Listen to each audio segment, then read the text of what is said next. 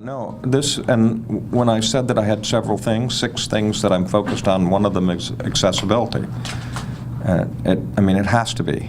And it's a very interesting topic because we see a lot of reasons why it is that it's expensive.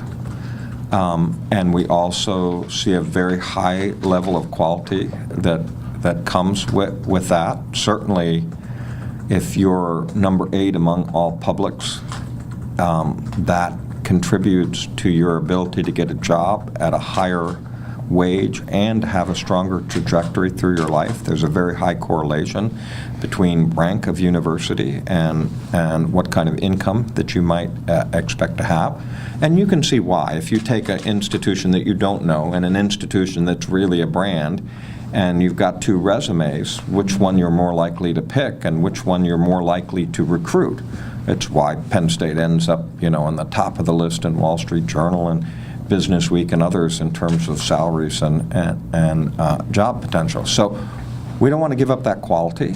At the same time, you have to be really worried that the hardworking student that is truly bright looks and says, I can't go to Penn State, and I just can't afford it.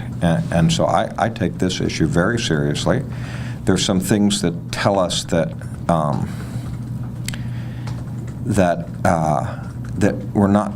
we're not doing too badly. One is that the percentage of need-based students is still growing at Penn State. That's not true at a lot of places. There are a lot of places where you look and the number of need-based students is declining. Right now, we're sitting there. First generation is another example. 40% of the Commonwealth campus students are first generation. That's an astounding number when you think about it. I think the institution is also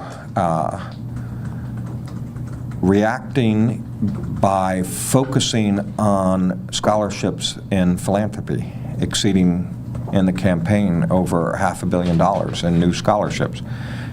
Not counted yet, but even my wife and I have just given 2 scholarships to Penn State because this accessibility issue is, I think, very important, and the trustee scholarships in that match program are a great opportunity. Okay.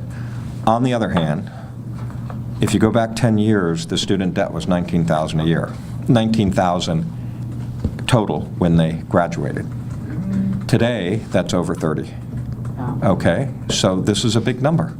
I don't want that to be the case if we can help it. I also don't want to give up quality, because if I give up quality, the students are going to pay in decreased wages for the rest of their lives. And so which one works? So my thought is the institution needs to be very deliberate about looking at all the ways in which we can save money.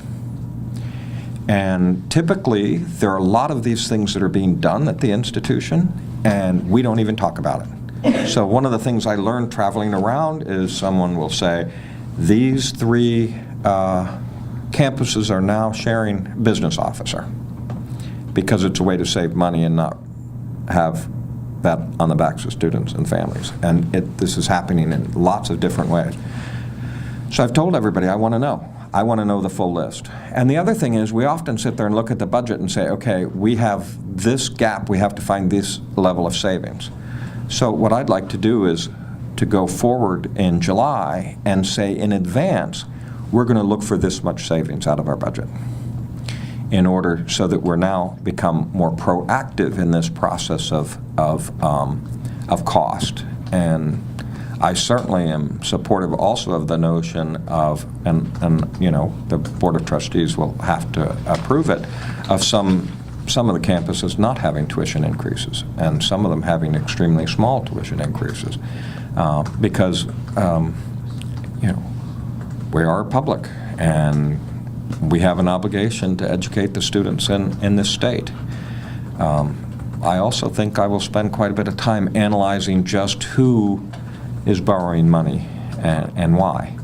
One of the things I did at my last institution was to look at every single financial category of family income and how much scholarship money occurred there and what was any part of the burden that could not be satisfied. and then what the loan amounts are. And then I think you have a very good idea of who's borrowing money to finish. Last point on this, and I don't have the data, so I could be proven wrong. So I'll just say up front, I like to have the data before I go speak. But my bet is a huge amount of that debt are people that are taking too long to graduate.